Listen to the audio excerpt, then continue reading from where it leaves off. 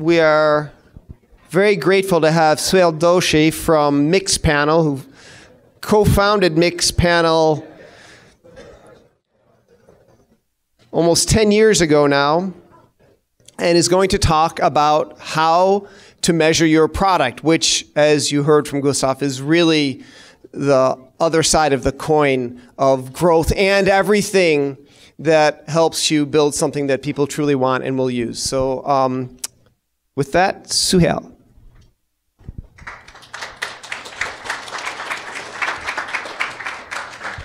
All right. Hello, everyone. Happy to be here. Awesome. I thought I would start off by just kind of like, I sometimes try to change my presentation a little bit on the fly, depending on the audience. And so I thought I would just ask like a really quick question, just a quick show of hands. I'm going to define like a user as like just someone that uses your product, whether you're a B2B company paying free, doesn't really matter. Like they did something in your product. How many people have like 0 users right now? Okay, cool, awesome. And then how many people have 100 or less? Well, okay, you have greater than 0, between 1 and 100. Okay, awesome, great. And then how many people have like more than 10,000? Okay, awesome. All right, so we've got, I'd say majority of people have 0 users right now. Cool. Awesome, great. So I'm gonna start off with just a quick about me. For those that haven't heard of Mixpanel, I started this company called Mixpanel. I think the first line of code was written in like October 2008, technically. I was like 20 years old. I was in my parents' house in my bedroom. And 10 years later, the company has about 300 employees. We've raised a bunch of money, and we have about 7,000 paying customers, and we're starting to close in on around $100 million in annual recurring revenue. So just to give you a sense of 2008 to now. Cool, awesome. If you don't know what Mixpanel is, we make pretty graphs like this. We help you measure what people are doing inside the product. So this is like someone inviting a colleague to their app.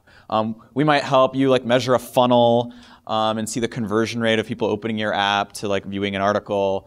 We'll help you measure retention. I know Gustav went over that a little bit today. And I'm just showing you this just because like everything that I talk about today is basically is something that you could probably do in Mixpanel or even any other tool. There are a bunch of tools that are great to measure these things, but I want you to know that if you walked out the door and you wanted to apply any of it, you totally could. There's like a freemium plan, and we cater very, very much to startups. Those are all of our early customers, so feel free to do that. Awesome, great. So today, what I wanted to dive into was I thought I would take a top-down approach to thinking about analytics and metrics. Instead of kind of coming at you with charts and visualizations and numbers and things like that, I thought it would be better to kind of think about the problem that you're trying to actually solve and sort of ignore for a moment that you have to like do complex analysis and calculations. You will figure that out. It's not hard, or you'll just use tools that will make that a lot easier for you. So that's one thing that I thought I would do. And so I picked these 3 things. I tried to think pretty hard about like, what the heck did I care about when I started a company? Like what mattered to me? What was on my mind? And I thought, well, I think the first thing is just like, do people even understand what I made? And Mixpanel had a really hard time with that in its first 18 months. We had to change a lot of things, and most people do. The second thing is, okay, great. They kind of understand what it is. But do they like find it relatively easy to use the product on day one? And that's kind of this never-ending mission that you'll end up taking when you start your company and when you ship your product. And then the last thing is, I kind of tried to pare it down a little bit, but I thought the most important thing would be then next, are people coming back and using my product? And I think that you'll find that like, I know Gustav talked about this, and I'm going to be extremely repetitive because it's one of the most important things that early founders make a mistake with. So from there, I thought that I would try to I thought that it would also be helpful for you to see it kind of broken down in a formula. And so this is the formula. And I like to think about things from first principles. right? Like, what are the things that would cause you to grow? And they're pretty simple, right? There's just like people that visit some page or the app, right? Basic, you experience this every day. And then there's like people that sign up. And then of those people, like who did something, how many of those people did something valuable, like watching a video or making a recipe or, taking a scooter ride. And then of the people, like how many of those people end up coming back some period of time later? And then how many people will like spread that product, like tell a friend, share it, maybe you even have a sales team, who knows, right? And these 5 things like basically equal growth. And these are your levers. And the thing that I want to kind of point out and I want to stress is that today I'm going to cover the basics. But I want to kind of implore on you that the basics are really important. Even 1,000-person companies get the basics wrong. In fact, you'll find that if you don't get even these 1,000-person companies that get it wrong, they tend to overcomplicate the number of things that they should actually measure and track. And it's really easy to make 25 metrics, conceive of them, align them, divide them all by, give each team 5, and then really overcomplicate something that is actually quite simple to do. And when you overcomplicate it, what happens is that companies, even large companies, have immediate paralysis. Even mid-sized large companies have this like decision-making problem. I used to have this funny phrase at Mixpanel where I used to say that all data is like contestable. You could like see this number go off and to the right and you go, oh, well, I don't know. It was like sunny outside and like, and that's why people did it. And people will like have these arguments no matter what, because causation is really hard to discover. And so what I find is that just picking like 3 to 5 things, a North Star, and really simplifying it will do more good for you. And I know, because not only have I watched thousands of companies make this mistake at all sizes, I have made this mistake. I had a piece of paper that had like 25 submetrics, and it was nearly impossible to actually keep track of it. And what people end up doing is, in reality, what people care about is there are metrics that guide the team, and there are metrics that help you monitor and assess if anything is going wrong. And today we're going to talk about things that guide the team. Okay? Cool. Great. So with this formula, you should be able to assess anything going wrong in the company, right? If you have a really confusing landing page, you should be able to figure that out. If your sign-up process is too difficult, you should be able to figure that out. If you have a product that people don't really value, you will figure that out with just that formula. It's just that simple. And you can get more complicated after that, right? You could say, okay, landing page views are down all of a sudden. Why? Is it by, let me look at that segmented by country. Maybe something happened. Maybe I changed something in a different country. So you should be able to assess any reason why you're not growing, just starting out with that. And that's why I say starting simple will last a very long time. So this is what it looks like, right? Linking those 2 ideas together. You have this funnel of people going from visits to eventually retaining and spreading the product. And like on each one of these things, you're trying to basically solve one of these 3 problems. Is it easy to understand? Is it easy to get started? Are people coming back because they find it valuable? And then it loops. And the funny thing about this is, even if you're like Airbnb and you're thousands and thousands of people, this process of like optimizing each one of these steps is never ending. No matter what scale you're at, you will always be changing something. And you'll probably have competition, so you'll have no choice. So, awesome. And then once you are able to measure those 5 things and assess what's wrong, you have your levers, and you should be able to take action and fix any of those things. Put a team on it, maybe you're fixing it. It is really that simple. Awesome. So, we're going to start with the first thing, which is my product easy to understand? In order to illustrate this idea, I decided that it would be somewhat sympathetic, because I could show you like really awesome landing pages of like great companies, or I could just show you like what it's like to start out. And I also wanted to mention that having a really bad landing page there's this really awesome quote that PG used to have in our batch that I thought I would impart on you, which is that like people basically just have their mouse like hovering on the back button, and they're just waiting to say, I don't know what this is. It's confusing. Back. And that's immediately how most companies are just like losing most of their users from moving on. And so just remember that your enemy is the back button. So this is what Mixpanel's first front page looked like in 2009. That's not what our logo looks like anymore. This is a design by me, original design by me. And in all of its glory, if you like actually go read the words, there's like tons of grammatical mistakes because I was horrible at writing. And for some reason in my mind, I thought, I know what the tagline for the company should be. Metrics that'll make you drool. I guess I think the reason why was because I thought these graphs were like so pretty looking compared to what was out there that I thought like that would be like the value proposition of the company. And of course, this is like totally wrong. Like you're all laughing. I wish I could have like made this landing page, presented it to you, and then you'd all laugh at me. I'd be like, okay, I should change that thing. But I didn't have that. I had 0 users at the time, you know. And I tried to target, small startup, big company. I didn't know who I was targeting. Application developer. I'm like trying to target everybody. Like this is like every mistake that one could make on a landing page is like right here, right? Like the sign up button. At least I kind of got that right. Thank you, Adora, for teaching me how to optimize buttons that slide. Like made it like yellow.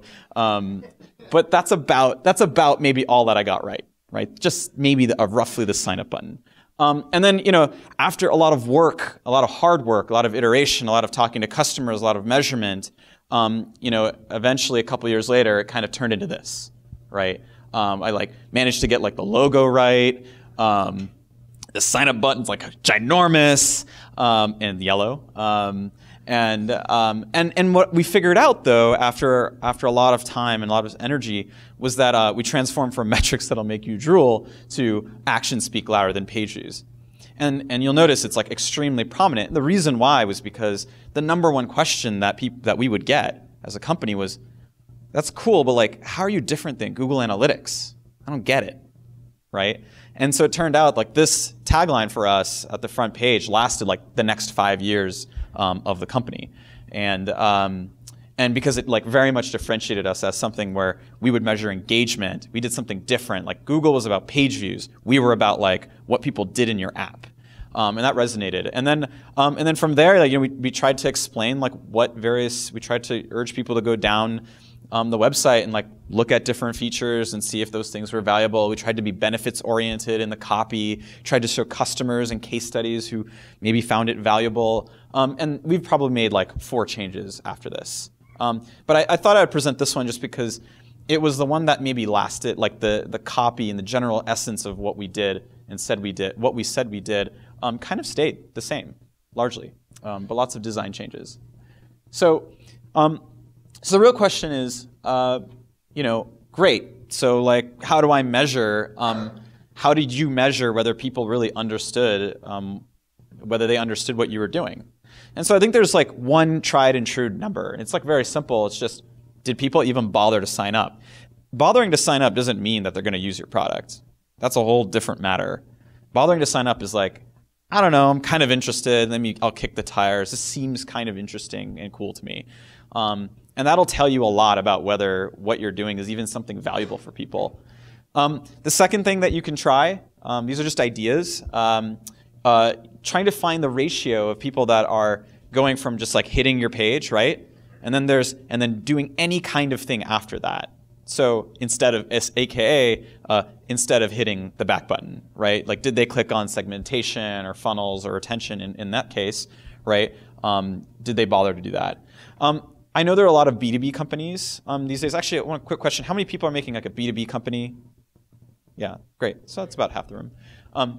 So I thought I'd give a B2B slant. One thing that I discovered was that people, a lot of your users will click on a pricing page link at the top. It's like second or third like most clicked on link if you're a B2B company, I think, generally speaking.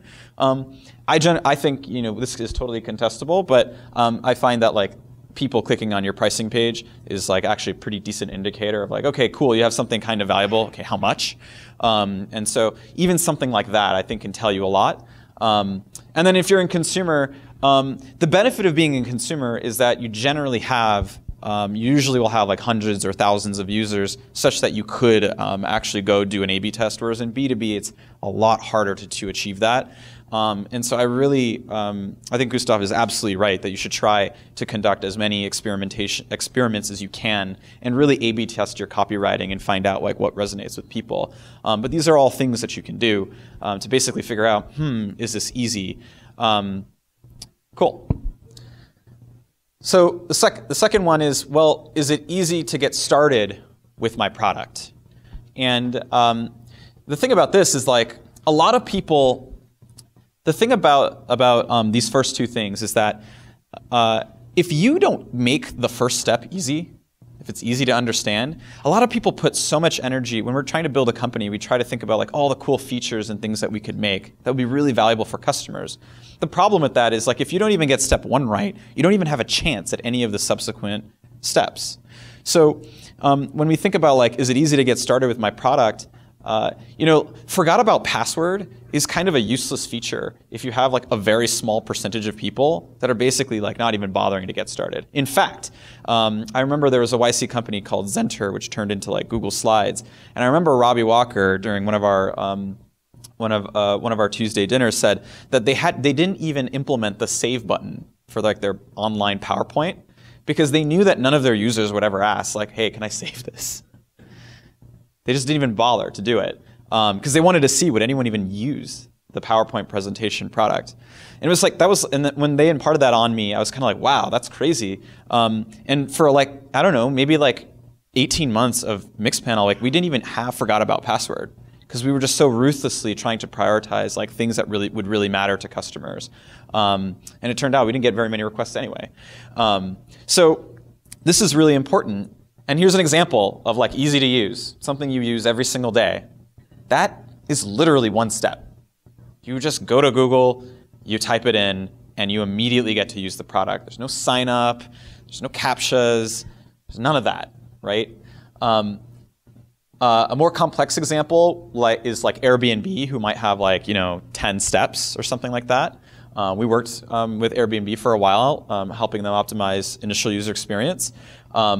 And even though Airbnb probably has like 11 pages of, like you have to go to Airbnb and then you have to fill out this form and then you get taken to the results and then you click on those results and then you click on many different results because you're trying to price compare and you're going through this very complex checkout process. So there are actually many steps to booking something online. But Airbnb had to kind of figure out like, how do we describe what we're doing, what we offer, what's useful for the world, and B, how do we help people get started as quickly and as easily as possible? And like, this is Airbnb.com right now. And it's, they have this very simple, like book unique homes and experiences. You fill out these very basic things and you hit search and that's it. That's their getting started experience. It's not their entire flow, but it's the first way to get started. And they even try to like kind of impute something like what you might be able to find. Something imaginative on Airbnb. But the thing is that this seems simple, right? This seems like something that you could just like easily make. It doesn't take, how hard is that, right? You could do that with Twitter Bootstrap in no time. The problem, the thing that's really hard is like figuring out that that's the right thing. That's really hard. That takes like, they probably changed that 50 times before they figured out like this is the right current optimal thing at this stage for the company. And so it takes a lot of work and you have to grind very hard to get to this point. So the question is like, okay, great. So how would you measure something like that? Well, I think the really simple answer is a funnel. How many people go from a landing page to signing up to doing that valuable thing like watching a video, in Airbnb's case, it would have been just doing a search, just one search at least. Once you get past that, measuring your funnel for the entire initial user experience.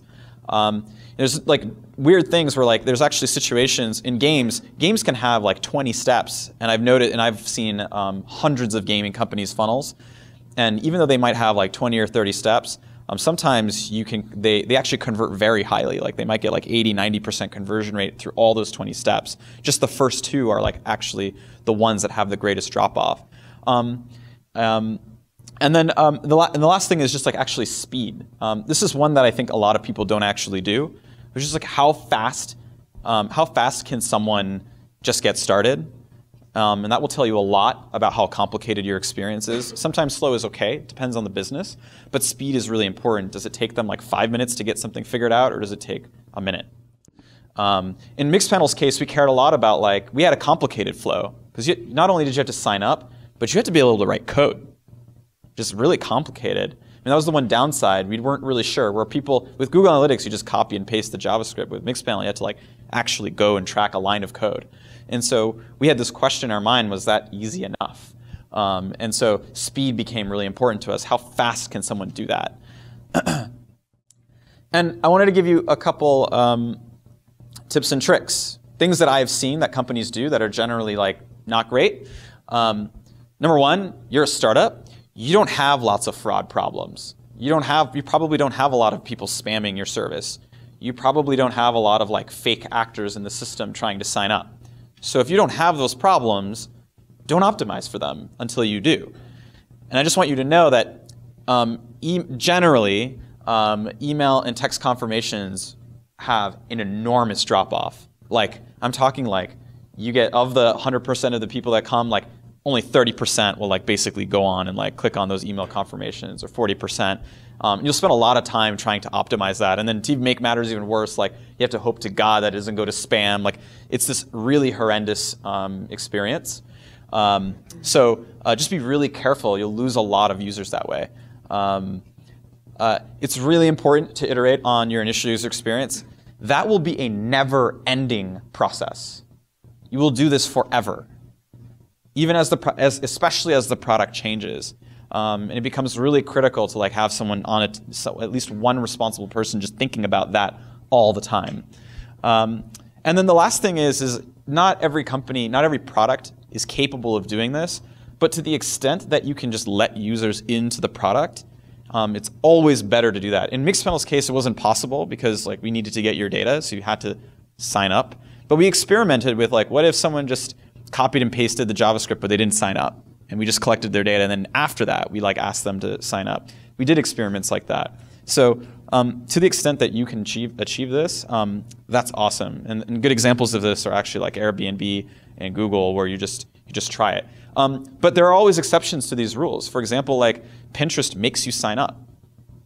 They didn't used to, but they do now, and there are good reasons for that. And then the last one, definitely not least, are people coming back. To me, this is probably one of the metrics that is greatly ignored by most startups. And it's often the reason why I've seen companies, even with millions of users, actually die. I've seen probably 15 different companies that grew virally and then just died. The company died. And I want to demonstrate this in a graph. I called this the shark fin effect.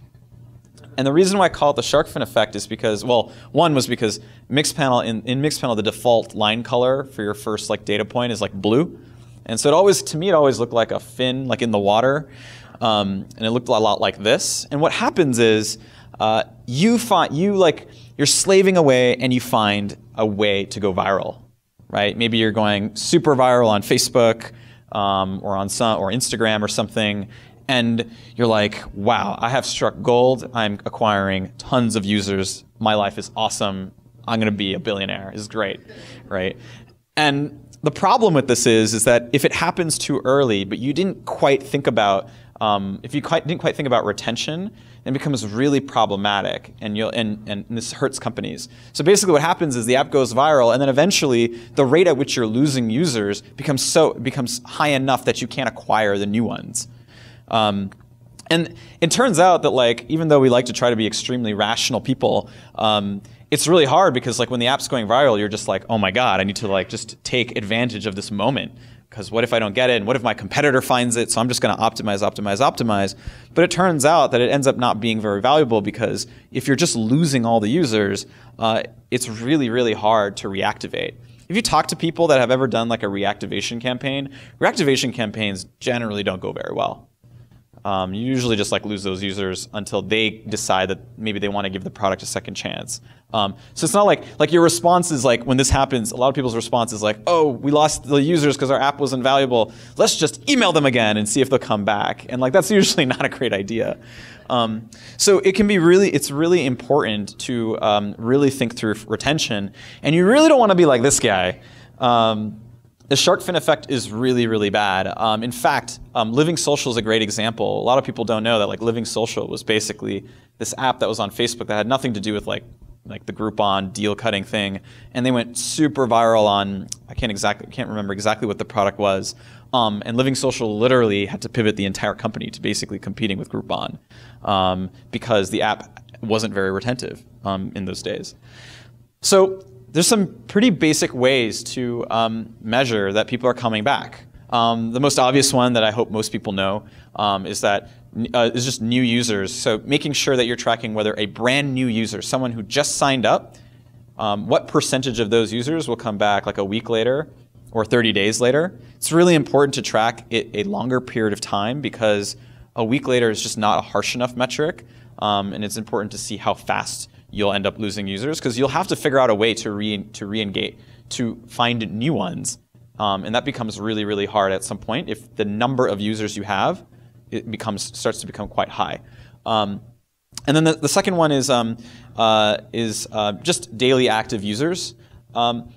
There might be people that disagree with this. I don't think there are too many, but I now think that monthly active users has become like the new BS metric that's like very similar to like just like number of registered users. Like number of registered users is like a very silly metric. I remember 7 or 8 years ago, I think like, I want to say it was like LinkedIn came out and said, we have 200 million registered users. I was like, who cares? How many people are using LinkedIn?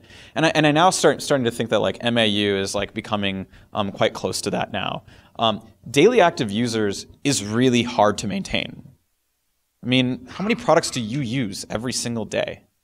You have like, if you just look at your phone and you go through all of the possible apps, like how many of those do you actually use every single day?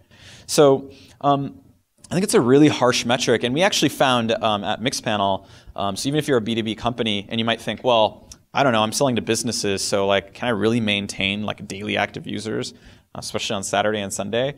And we actually found that there's like a really, really strong correlation with daily use and rate of churn.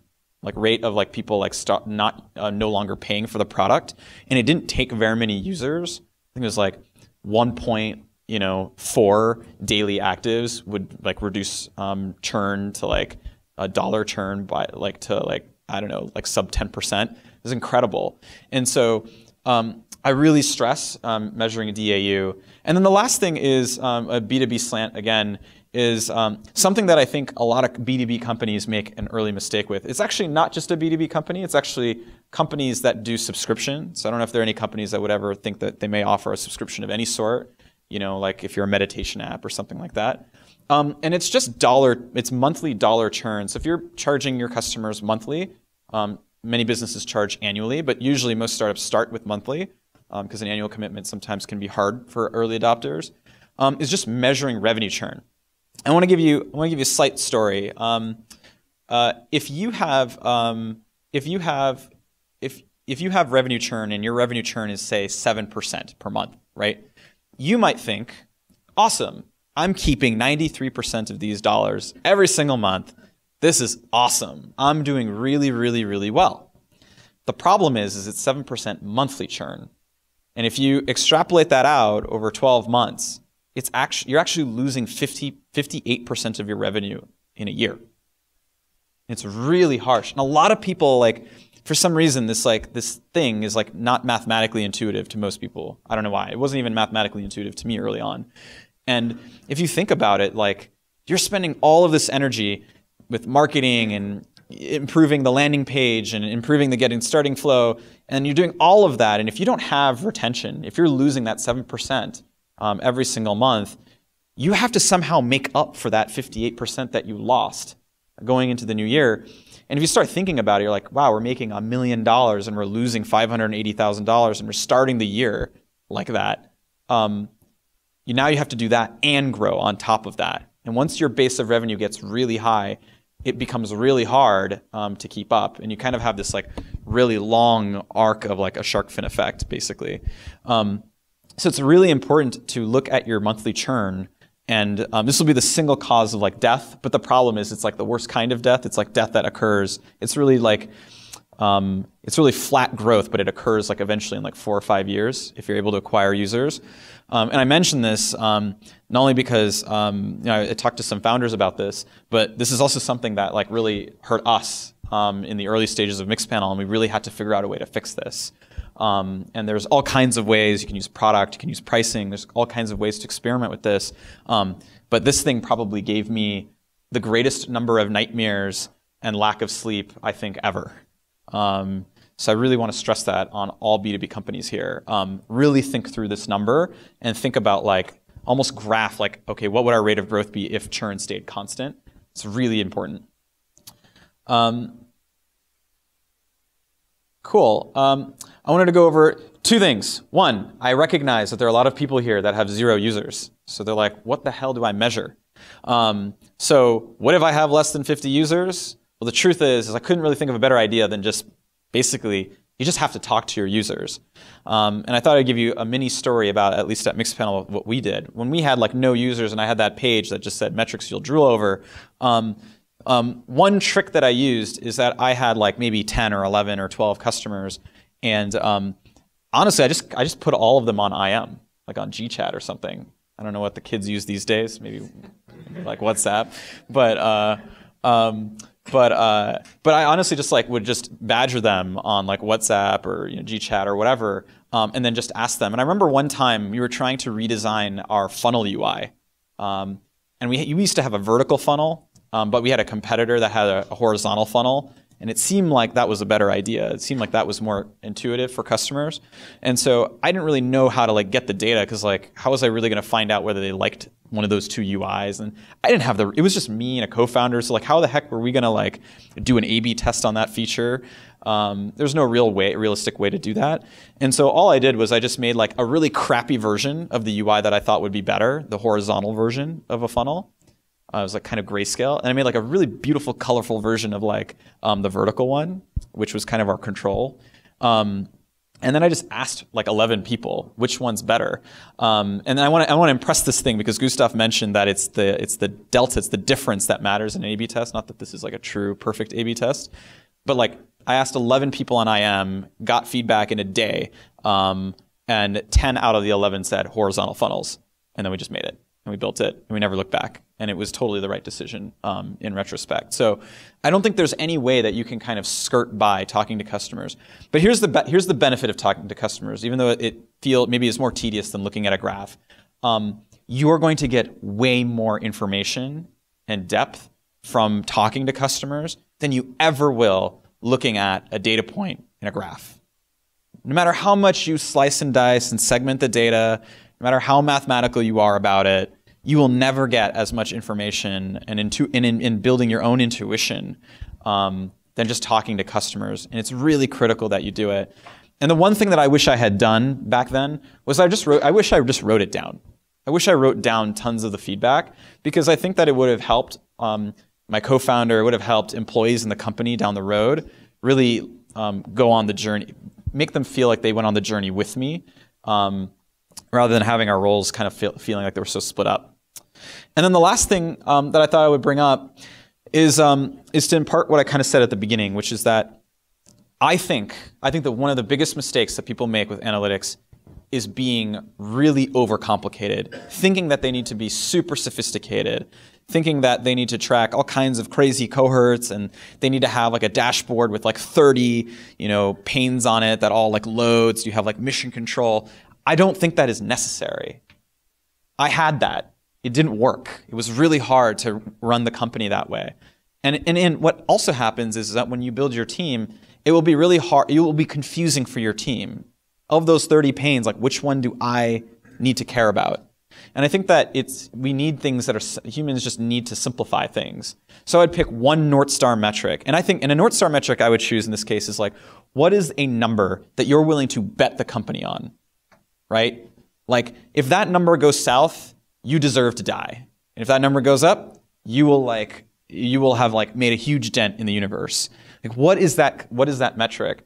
And I'm not saying you need to choose that metric forever, but choose it for 6 months. Choose it, commit some time to it. And if you find out that it's actually like the wrong metric, which it will be, probably the first time you choose is usually your metrics are wrong. And then you can change it, but commit again for another 6 months. But choose that one number, and then like, if what you have to do at the beginning is basically just like print it out and like put it all around the office, do it. Because people will start to be maniacally focused on it. They'll show up to meetings and go, yeah, but that number is like down. What are we going to do? And where you can get really complex is discovering why that number is down or why it's going up. That's when you can get really sophisticated. That's when you can slice and dice it and figure out what the retention is and things like that and measure it over a funnel. But keep things really simple. And then the second thing is like, don't boil the ocean. Like pick 3 to 5 other things. I think less is more. And just stay there. I'm telling you, even large companies, most large companies don't do this, and it usually is very discombobulating for the workforce. It's totally fine to have numbers that you wish to monitor, but don't focus on them. Awesome. I think that's it. And then for the people that were like slightly bored, because I went over the basics, I thought I would help you out by just kind of having some advanced topics for later that you could read about. Really, these are things that like I found really useful. My favorite one is this one, The Next Feature Fallacy by Andrew Chen. And it's just this idea that we always think that like the next thing that we make will be the thing that will change the trajectory of the company. i.e. like the next feature is right around the corner and we're going to be huge. And I would really recommend that you read that article. It's really awesome, one of my favorite ones. So for advanced stuff, these are just people worth following, reading about, and can give you more ideas than what I've given you today. Awesome. Thank you.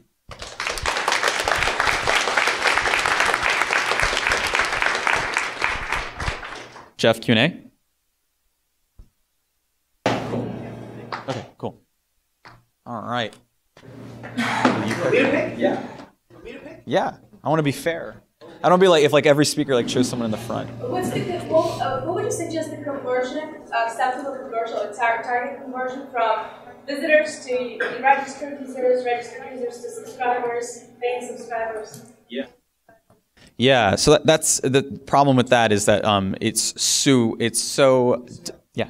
Oh yes. I think someone asked what are like good benchmarks for like those given those 5 steps: visiting, signing up, using the product. What would be good conversion rates for any one of those steps? And the hard part with benchmarks like that is that it's so dependent on the business. In B2B, like going from like a visit to a sign up, like I think like a 4 to 5% conversion rate is pretty good. I think I like swapped notes with Stuart at Slack because we kind of had similar landing pages. I think I asked him, what was your conversion rate at Slack? And I think we both ended up being somewhere around like 4 to 5% from visit to sign up. But that said, like I don't know what that would be for something like Airbnb, where it's like getting to a landing page and then searching for your first place that you would want to book. So I think it's really dependent. I know that Mixpanel publishes lots of benchmarks. So I know the marketing team there that does that, and they like publish all kinds of benchmarks for like what should your retention be if you're a gaming company, if you're an e-commerce company, if you're a B2B company, things like that, social company, a video company, things like that. So I think that you could probably go there and find various benchmarks reports, but it's really dependent on the business. Yeah.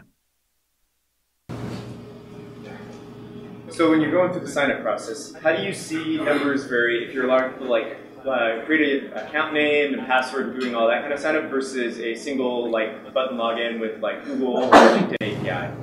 How does that like transfer? Do more people sign up if they have that like single click option? Do you see more people drop off because they have to use one of those? So I think the question is what converts better, like those like social buttons where you can just like quickly authenticate, like Facebook Connect, versus just like standard sign up. Is that right?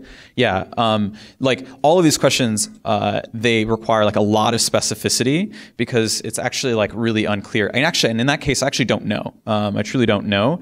And so I think the way to answer this question is to find friends in tangential industries that like don't compete with you, but basically do that. And then just be like, hey, what is your conversion rate? Have you tried something? I don't actually think a lot of those numbers are like secrets in reality, right? Unless you can't go to your competitor and ask that, but like most of these things are not like super duper secret type stuff.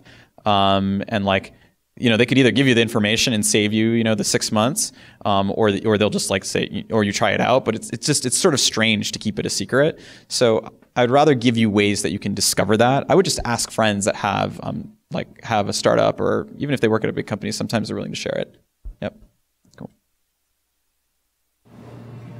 Yeah, so you talked about making it easy for a user to start using your product, and then there was a slide there, Airbnb landing page. Yeah. So how do you balance simplicity with informing your visitor, like what it is that you do and why they should use your product, right? So if you don't have that brand recognition already, where the visitor already kind of has an idea of what they're going to do. Right. So how do you balance those two? Right, yeah. So the question is, Airbnb's landing page was super simple, and how do you balance what if a lot of people just know about Airbnb and then just know what to use Airbnb for, and then that's why they can keep it kind of simple versus like having something more complex. Like a good example of this is like Craigslist is crazy. If you go to like the front page of Craigslist, it's like absolutely nuts. And like even Amazon, if you go to Amazon.com, right? Like even though Amazon has like huge brand recognition, you go to Amazon.com and it's like, whoa.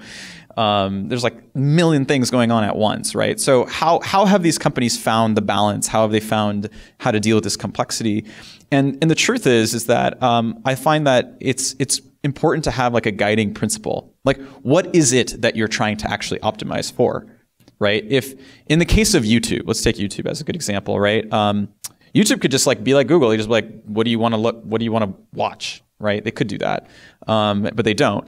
And so I think that the question really is like, what is YouTube? What is the team at YouTube trying to optimize for? Are they just trying to get you to like watch a video? Is Airbnb just trying to get you to search for any kind of hotel, or not hotel, but Airbnb? And so I think that like the team has to develop first a hypothesis of like what do we think matters? And then from there, it's important to experiment and try to figure that out.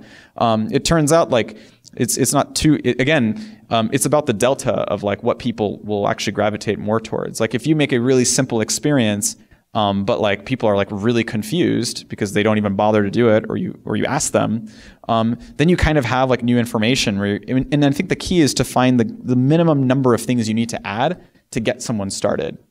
And I don't think there's anything, I'm sure Amazon has tested that front page like crazy, and they found that it's like quite optimal. Yeah. In your personal experience, do you think that short tutorial videos, like 1 to 2 minutes, the capability of the product help in conversion? They can. It depends on the product. I'll give you an example in Mixpanel's case. Oh, sorry. The case. The question was, are like 1 to 2 minute video tutorials effective? Fair. So I think that it's complex. We did a video tutorial video in our flow, for example, and like I would say that like a lot of people didn't watch it, truthfully. And this is what I mean by experimentation. Like a lot of people didn't watch that video tutorial, and we actually, I think, eliminated it in the first 3 steps. But what we did find was this interesting thing that occurred as a result of looking and measuring things, which was that we have a feature in Mixpanel where you can like see every action that a user takes. And so I would literally just like go to every user and then just like watch like a creepy person, just like sort of watching like everything that like someone would do in the product. And eventually when you do that, like when you do like hundreds of those and you've just watched hundreds of those, you start to develop some sense of like, okay, what you develop is an idea, a hypothesis. And all of these things require art and science. And I think the companies that take it too far, take it too far to science, end up getting it wrong. They end up optimizing for like weird things. Like you can always make a button more yellow and bigger. But that doesn't make users happy eventually. And so anyway, to answer your question, what I found was that lots of people were just clicking randomly on like all the side menu options. And my hypothesis was, well, they hadn't integrated Mixpanel yet, so there's nothing to look at. So what the heck were you doing just like clicking on like funnels and retention? Like, why would you do that? And my hypothesis was they were just curious like what the product did. What is it that they did? And so we did this A/B test where we like had a control with like nothing, just the regular, clicking around, seeing like some image. And then we had another one that had like videos. And then we tried to see like what caused people to like do their integration, their first integration, what was the conversion rate? And it turned out like the video like super won. Actually, we didn't even have a more simple test than that. I think we just emailed people a video and said, watch this video, super basic. Didn't even bother to implement it on the website, and it had an amazing conversion rate.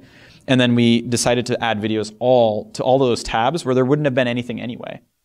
And so that's why I want to say, like, I want to stress this. It really depends, and what matters is that you run the experiment to develop a hypothesis, i.e. the art, not the science, and then measure it, which is the science, to find out whether the thing that you thought of was in fact right.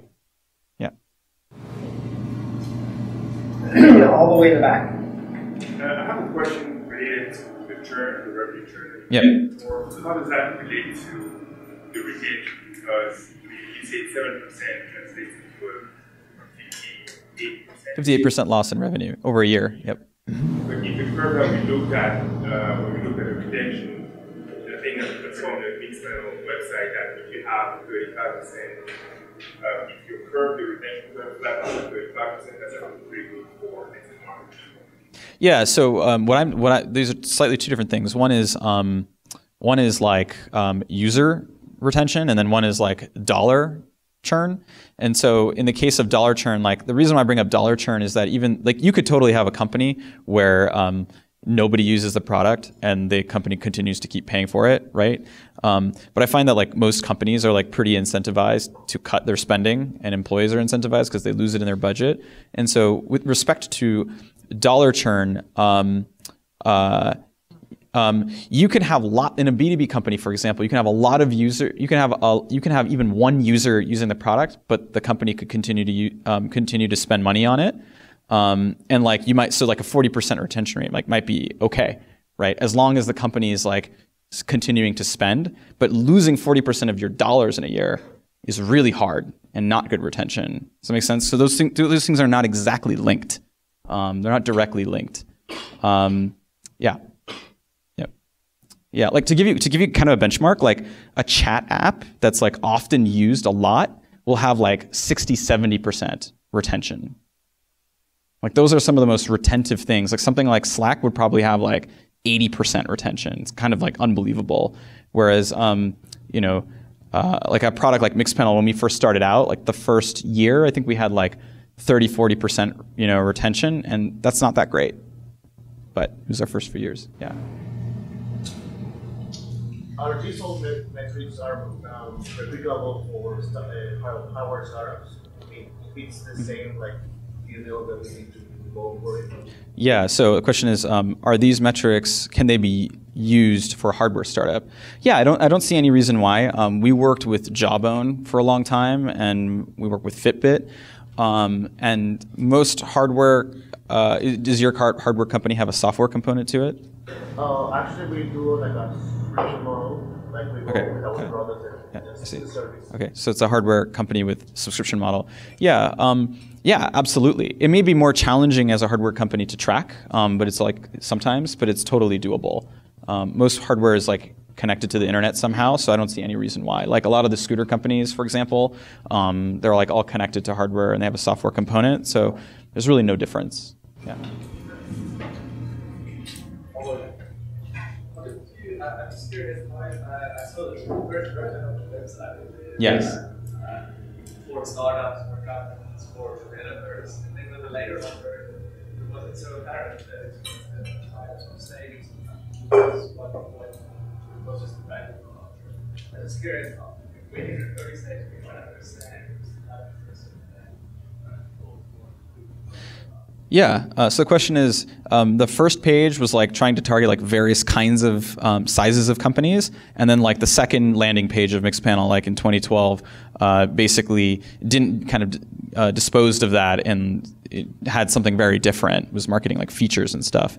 And how do you figure out like what to do basically from that point to the next point? Yeah, so I think the basic gist is that, so you can clearly see like I had no idea who our customers were, and then after like a few years, you talk to users, you ask them like what size of company they are, if they sign up, if you want to. We didn't do that, but we just spent a lot of time. It was so obvious that like everyone that was signing up for Mixpanel at that time was a startup. So or a small, in our case we'd call that a small business. So it was okay giving a feedback was a lot of good data to figure it out. It was okay, I think in general, in a way to figure out. I think like it took like maybe no longer than 6 months to figure out that we were not going to sign up a large company. Yeah, and we just didn't have the product. It just wasn't there. We hadn't worked on it long enough. So the only people that were willing to basically try it were companies that could take the risk to try it. And most of those companies didn't have anything anyway. So it was even easier. It was easier to target companies that had nothing and were willing to bear risk. And then most of the time, I would always employ this trick where I would charge them money for it, and then if they said no, I would just give it to them for free because the feedback was more important, but I always wanted to see if they would pay for it. And so the only people that are willing to do that are also small businesses, turns out. So for us, it was just like, it kind of like hit us, it slapped us in the face. It wasn't like this hard thing to figure out. Yeah. Yeah, so you mentioned that you didn't even have to figure it out for like a long time, right? Yeah. So how do you know what those things, quality of life features, like regarding password, like make current users happy, versus like only building to bring on new users? Yeah, so to be clear, we weren't necessarily building things to bring new users on. Oh, sorry, the question is, you guys you decided to not build forgot about password. How do you know when to build quality of life features versus features that just acquire new users? Yeah, so I think that it wasn't so much that we only built features to acquire new users. We built features to acquire new users and to keep existing users. So we were very focused on like parts of the product that would actually make a difference, right? That would be clearly differentiating compared to all of the other possible options out there. And like one of the things that's like not different is whether you have forgot about password, right? That was like in the bucket of things that like maybe don't matter. And so I think the question is like really like, when does it become a problem enough for you that it's worth building, right? Like if you're finding that like it turns out that that the number of requests that you're getting for forgot about password is like increasing, and then manually doing this process is like annoying, then you should just build that feature. Because you know that if you don't build a feature, they can't log in, then you can't retain them, and then you lose them. So it becomes this like flywheel effect where like the only way to retain them is to do that. And in fact, even though Mixpanel didn't build forgot about password for like maybe 12 to 18 months, we found that people would try like multiple times. When I was looking at that stream of every action that a user would take, I found that like people were like going to the login screen like 5 times. And I was just so confused. I was like, why are they going to the login screen 5 times? I was like, oh, I think it's because they can't log in. Like some people won't even hit forgot about password. They'll just like try, and I'm sure you've all done this like with a bank or something. You're like, I'll just do it tomorrow. You don't even bother, right? And so it turns out that even that happens. And so we went so far, even though we didn't do that, I like to think that like we really made up for this later on. We went so far as to like, we found this like clever trick that Facebook used, which was that when you failed to log into Mixpanel like 3 times, on your 3rd time, we just send you an email that says, we just sent you an email. Just go to your email and click the button. You'll log in right now. Don't worry about forgetting it. Don't worry about changing your password. Just like log in. And it turned out that like that had this like great retentive effect because we were really focused on retention at that time. Yeah. Okay, a couple more questions. Here. Yeah, so I've been wondering about early signs of product market fit, sort of in general, product things were before you have the time to measure the effect of it. Yeah, how do you gauge product market fit? How do you measure product market fit? So I think there's a lot of people that probably will talk about or have already talked about, like, people will say and I think they're all right. So I'll give you a quantitative slant versus like a qualitative slants. Some qualitative slants are things like when people are willing to spread you to their friends, that kind of thing. The quantitative version of this is really just measuring your retention, like how many people. It's really measuring like DAU. It's really measuring the percentage of people that come back a week later, 30 days later. It's the number of people that like become almost like they like need your product, or they like feel like life would be a lot worse. And I think that you can totally measure that by how they use it. And so I think the quantitative measurement is basically finding like some benchmark, some sense that for your industry, maybe that's like 30%. And just remember, like that benchmark is probably like average, and your desire is to basically be above average. And so if you can like significantly beat that benchmark, then I think that you've done better than probably product market fit. I think that's one thing. I think another thing is like you can try to measure like overall like repetitive use, like frequent use in a day. So like you can make pretty harsh metrics. You can be like, for example, with DAU, you could say, I don't want it to just be daily active user, like they did one thing. I want it to be that user has to have watched 5 videos, and then and only then do they count as a daily active user. So you can be particularly harsh about that metric, right? Someone coming and like just seeing, that's why I say MAU is kind of a BS metric now, because you could come and watch one video and then never come back again, and you like count, and that's not like a very healthy business. So I think that find ways to be harsh about your North Star, and I think that you'll find that you reached product market fit. Yeah, I think with Mixpanel, it was like 30-40% retention was like really, really horrendous, and we totally didn't have product market fit yet. Yeah. Okay, last question. What is one piece of conventional startup wisdom that you think is useful to follow? This is like a Peter Thiel question. What's one piece of conventional wisdom that you think is generally wrong? About startups in general.